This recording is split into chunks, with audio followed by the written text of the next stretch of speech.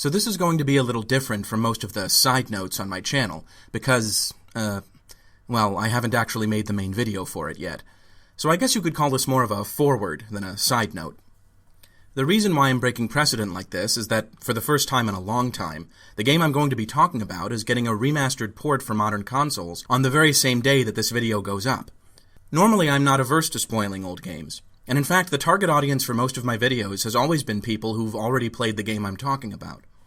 But Baten Kaitos is different, both in this sense and just generally. This was not a hugely popular game when it first released nearly 20 years ago, and because it never grew into a long-running series, it's been mostly forgotten since the release of its prequel, Baten Kaitos Origins, in 2006. Actually, let's be totally frank here. Almost nobody played Baten Kaitos Origins, so really Baten Kaitos has been off the cultural radar for pretty much that entire 2-decade period since it first came out. And that's a real shame, because Baten Kaitos is a brilliant, fun, and truly original RPG that deserves to be remembered, and certainly doesn't deserve to be spoiled for people who are intrigued enough to give it a second chance. It's also being repackaged together with the prequel, which, despite making some ill-advised changes and being kind of clumsy in its execution, features a spellbinding story that makes it one of the most fascinating prequels I've experienced in any artistic medium. So, in the few minutes I'm going to devote to them here, I won't be covering either game's plot or characters in any great depth. I want to give you all a chance to buy and play these games first, before I barge in with a 40-minute video obsessively scrutinizing everything that interests me about them. For now, what I really want to talk about is the difference in attitude and approach that distinguishes both of these games from other RPGs of their time, and really from most games generally. To begin with, the world-famous and hugely successful development studio Squaresoft, best known for creating Final Fantasy and Dragon Quest, did not create Baten Kaitos. What they did create back in 1995 was Chrono Trigger, a game that knocked everyone's socks off so hard we all had to switch to wearing sandals for a year and a half. Chrono Trigger is an incredible and groundbreaking game in so many respects.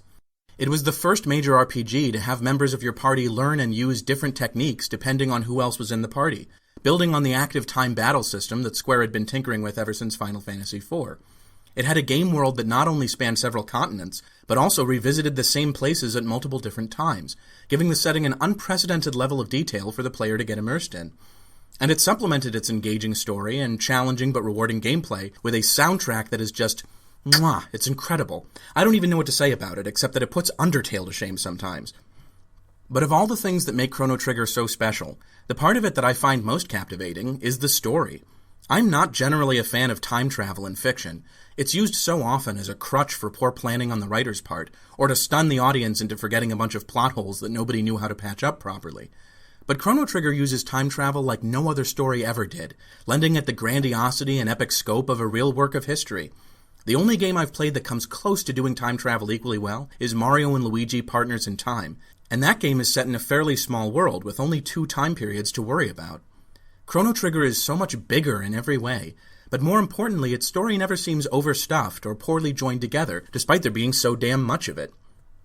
But despite how important the story is to Chrono Trigger, the game's main writer was and is pretty obscure, unlike the internationally renowned legends working for Squaresoft at the same time. I mean, this is a game with a premise written by the creators of Final Fantasy and Dragon Quest, and that had Akira Toriyama doing the character design. Masato Kato is a very different kind of guy. He isn't an auteur genius like Hideo Kojima, or a jack-of-all-trades idea man like Shigeru Miyamoto. Pretty much all he did for his entire career was write, although he did get the opportunity in 1999 to direct the sequel to Chrono Trigger, Chrono Cross, which was reasonably successful at the time, but which these days seems mostly to be remembered for being really bizarre, not involving time travel to any significant extent, despite having the word chrono in the name, having a metric crap ton of playable characters, even though you could only use 3 at a time, and just generally not being quite as good or selling quite as well as a sequel to Chrono Trigger arguably should have. But the creative team behind Chrono Cross wasn't going to let that bring them down. Mostly because by the time the game released internationally, a lot of them, including Masato Kato, didn't even work for Square anymore. They had jumped ship to join a startup studio founded by Tetsuya Takahashi, one of the key directors on Chrono Trigger, after he realized that the company management wasn't going to greenlight a sequel to his game Xenogears. His new company, Monolith Soft, set out right away to create a kind of 3-part spiritual successor to Xenogears called Xenosaga, and would eventually follow that up with a considerably more successful series called, appropriately enough, Xenoblade Chronicles. However, Masato Kato didn't end up working on any of those games. He had his own ideas brewing, ideas which would eventually coalesce into Monolith Soft's first non-franchise-oriented original game, which was, in fact, Baten Kaitos, Eternal Wings, and The Lost Ocean. If you're wondering why I've spent so much time on the backstory to this game before discussing the game itself, the reason is that a lot of aspects of its design make more sense when you know something about the games that went before it, especially the ones that Masato Kato worked on. Ideas like floating continents in the sky, powerful evil creatures being sealed away only to return centuries later, humans attempting to wield the power of dark forces beyond their control and understanding, these were all present in Chrono Trigger, and some were further developed in Chrono Cross. Chrono Cross also seems to have been a huge influence on Baten Kaitos aesthetically, with its exotic island setting, its vibrant and colorful scenery, and its massive cast of playable characters, each with their own unique appearance and backstory. In many ways, Baten Kaitos was the peak of Masato Kato's work as a writer, incorporating everything he learned from writing the scenario of Chrono Trigger and directing Chrono Cross. It has a more elaborately realized and well-integrated setting than either of its predecessors, as well as the most believable and natural-sounding dialogue of any game he wrote. Heck, I would argue it's better than the dialogue in most games, period. It's got a protagonist who defies convention by being a sullen loner, rather than a wide-eyed, apple-cheeked optimist. And more importantly, his character actually goes places from there as the story unfolds. It's got villains who are truly despicable and evil, while also having motivations that make a twisted kind of sense.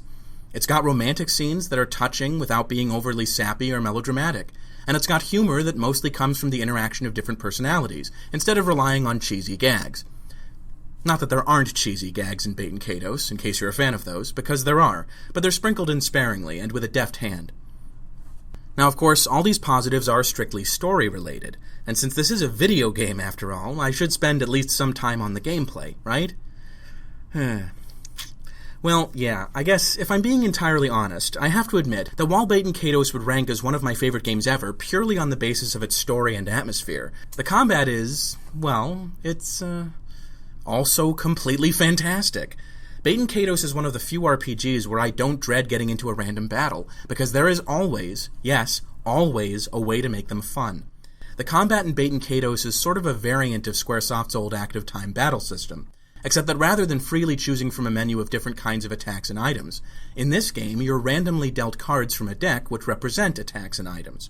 And that on its own wouldn't necessarily make for a great combat system. But what really sells it is that every card has numbers on it that allow them to be chained together into combos for serious extra damage. Or healing, if they're food cards. When you start the game, each card has only one number in the top right corner, and combat is a fairly simple affair of keeping a good mix of powerful cards in your deck and assembling basic straights or three-of-a-kinds and so on to get, let's say, a 10% boost to your attacks. But by the end of the game, when every card has numbers in all four corners and you can use a full row of cards every turn, you'll be stringing together 7, 8, 9 cards in a row, and getting damage bonuses on the level of 100% or more of your base attack. If you play your cards right, you can take out endgame bosses in this game in a single turn. This is one of very few games in which I have laughed out loud, not at a line of dialogue, but just at some of the insane nonsense that the game let me get away with in the middle of a fight. So, to sum up, in every way that matters, Baten Kaitos is a unique and fascinating experience, which, even if you end up hating it, is bound to stick in your memory. It's fun, it's funny, and it takes itself just seriously enough to be thought-provoking, while not being so stuck up its own ass that it forgets to keep the story moving. And if you haven't experienced it yet, I sincerely hope that you find a way to give it a try, whether that involves buying this new remaster or not. I do have just one caveat about buying this remaster, though, and it's something that really makes me sad. If and when you download Baten Kaitos 1 and 2 HD Remaster, you will not really be getting the game that I fell in love with 20 years ago. For reasons that I cannot fathom, they have stripped out the English dialogue audio from the original release, so now you either listen to Japanese or nothing. To be perfectly frank, I think this was a terrible decision. I am aware that the English voice acting faced a lot of criticism back when Baten Kaitos originally came out. People said the acting was wooden, and that everybody sounded like they were talking through a tin can. Presumably, whoever was in charge of this remaster assumed that the game works just as well without voiced dialogue. I mean, after all, Chrono Cross didn't have it, and it did all right. Here's the thing about that, though. Those people who ripped the voice acting apart back in the day were assholes. I'm not saying that the English language voice actors in the original release were up to performing Hamlet on the London stage, but they were perfectly adequate for the needs of the story. They were not wooden, not any of the main characters at least. There was a lot of relatable emotion and passion in that voice dialogue, and to be honest, for me it's basically the cherry on top of the experience that completes it. Namco has apparently decided to pick that cherry off and throw it in the garbage because some people are allergic to it.